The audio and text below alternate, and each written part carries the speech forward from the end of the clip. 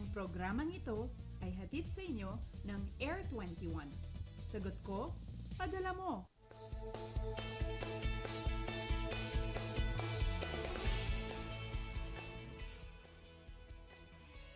Magandang umaga, Pilipinas! Second day of the work week. Para sa mga naghahanda pumasok ngayong Cold Tuesday morning, tutok muna sa ating programa mula sa Pag-asa Weather and Flood Forecasting Center kasama ang inyong Weather Girl April Enerio ngayong Martes, February 10, 2015. Tuloy pa rin po ang kasiyahan sa Baguio City sa month-long celebration ng Taunang Panagbenga Flower Festival. Season of blooming, yan po ang ibig sabihin ng salitang panagbenga.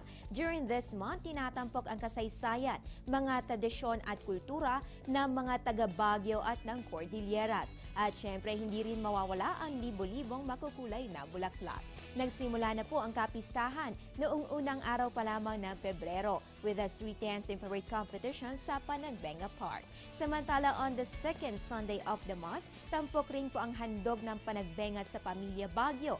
Let 1,000 flowers bloom. Panagbenga 2015 Kite Flying Challenge, isang variety show at fireworks display. Also from the 1st of February, nagbukas na po sa publiko ang Baguio Blooms Exhibition and Exposition sa may Burnham Park, and this will stay open until the last day of the month. Bilang inyong gabay sa Baguio City weather, narito po ang latest forecast ng Pag-asa. So sa mga susunod na oras, makakaranas po tayo ng minsan maulap na kalangitan na meron lamang isolated cases ng rain showers. Ang temperatura ay maglalaro sa pagitan ng 11 to 22 degrees Celsius. So yan pong inaasahan nating weather forecast dyan sa may Baguio City.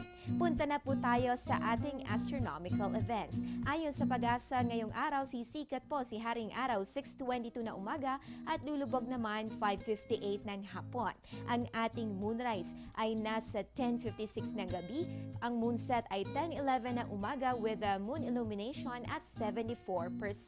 Tonight po ang last day ng waning gibbous moon. Ano nga ba itong waning gibbous moon? Ito po yung more than half of the moon is illuminated. Pero dahil waning, ibig sabihin, unti-unti na nababawasan ang pating tinatamaan ng direct sunlight sa ating buwan. Ang waning gibbous phase ay makikita pagkatapos ng palubog ng araw. Bukas ng gabi naman, mga kababayan, nasa last quarter phase na ang ating buwan. In this phase, nakaposisyon ang buwan sa 90-degree angle mula sa araw at mundo. Kaya naman, half part lamang nito ang visible o illuminated ng araw.